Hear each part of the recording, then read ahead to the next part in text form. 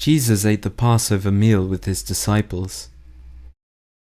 Satan had tricked Judas to think that he was one of Jesus' true disciples, but he was never really converted and was always with Jesus for himself and the worldly benefits that he could get. He had seen the powerful things that Jesus did. He had been with him through his ministry and had accepted the overwhelming evidence that he was the Messiah. But Judas loved money. He angrily complained when he thought Mary had wasted expensive oil on cleaning Jesus' feet. Mary loved Jesus.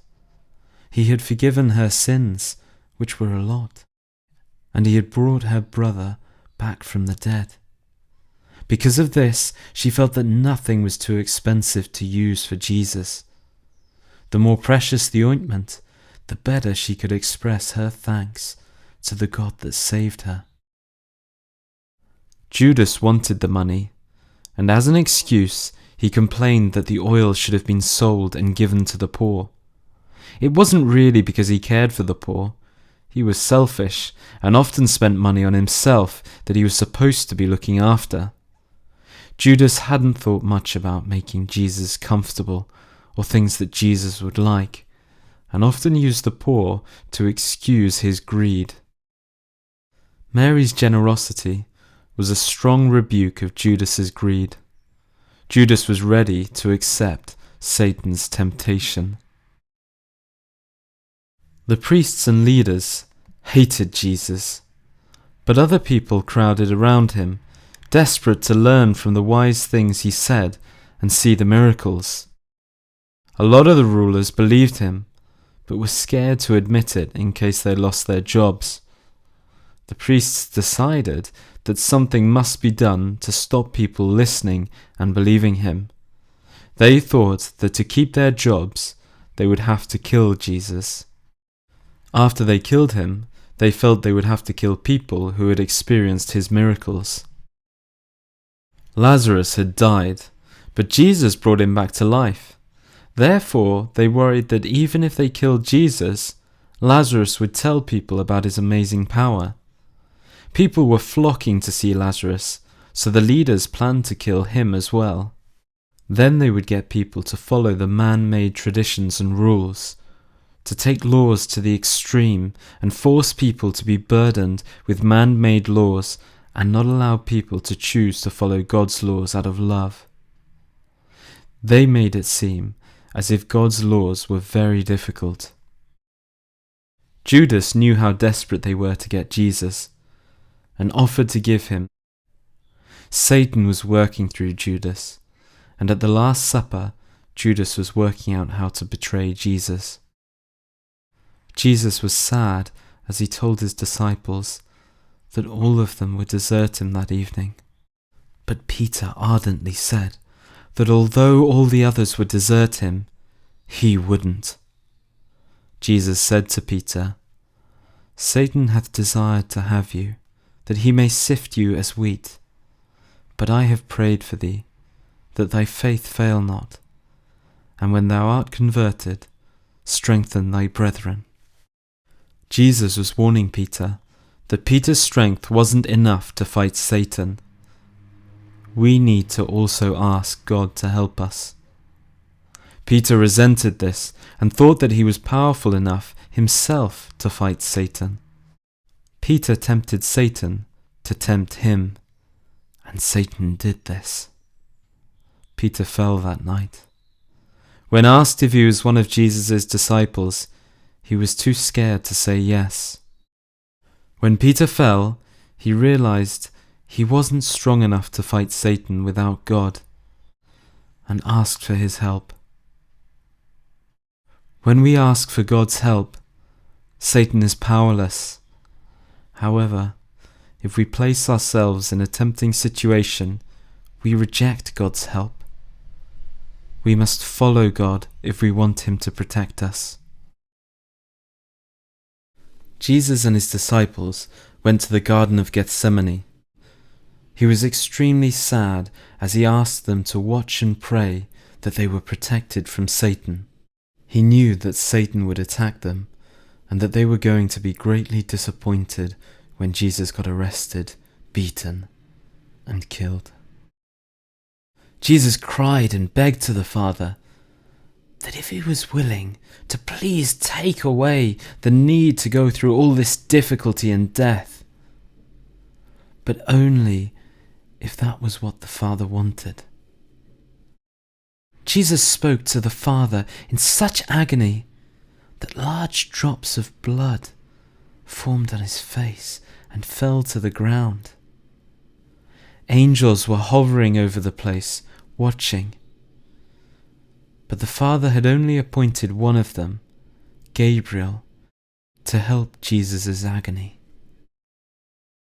Everyone in heaven was sad. The angels dropped their crowns and harps away from them and silently watched Jesus. They wanted to surround Jesus, but the leading angels told them not to, because Jesus had to go through the suffering to save the people in the world. If we want to know what the value of a life is, we need to imagine Jesus in the garden.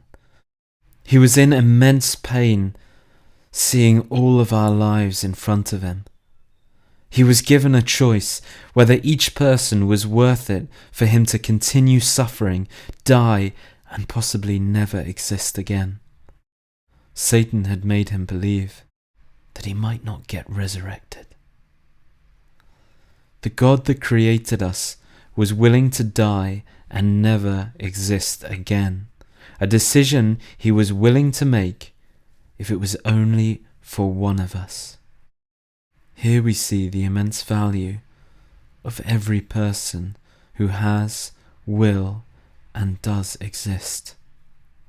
He saw all our lives, all the sins, and he agreed to take them all away and put them on himself.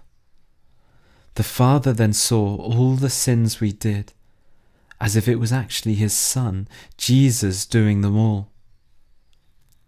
The being that created us put all of the bad things we ever did on the most important being to him, the being that had been with him for all eternity.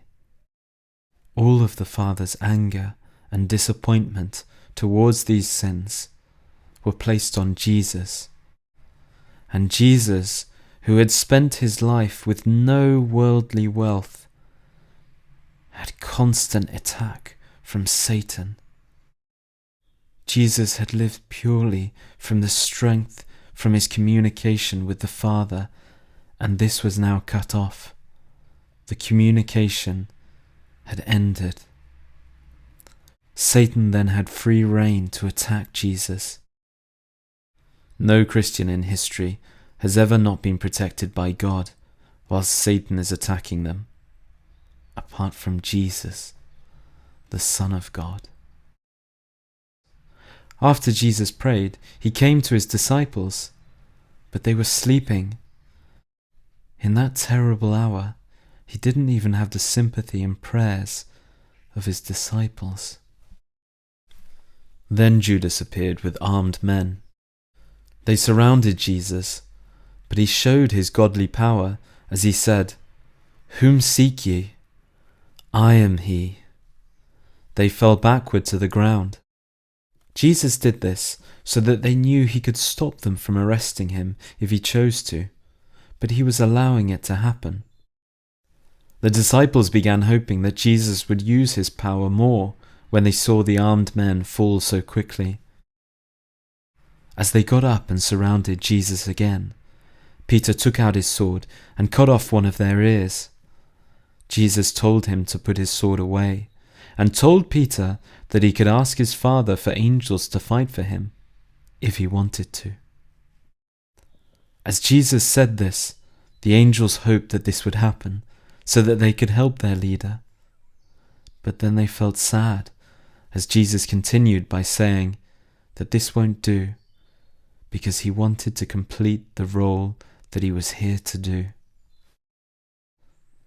The disciples sank with despair and disappointment as Jesus allowed himself to be taken by his enemies. The disciples worried that they would be killed, so they left Jesus and ran away.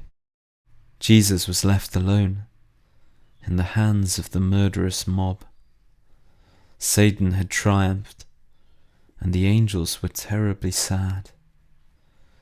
The angels recorded every horrible thing that was done to Jesus, so that the people that did it could be shown it again at the end of the world.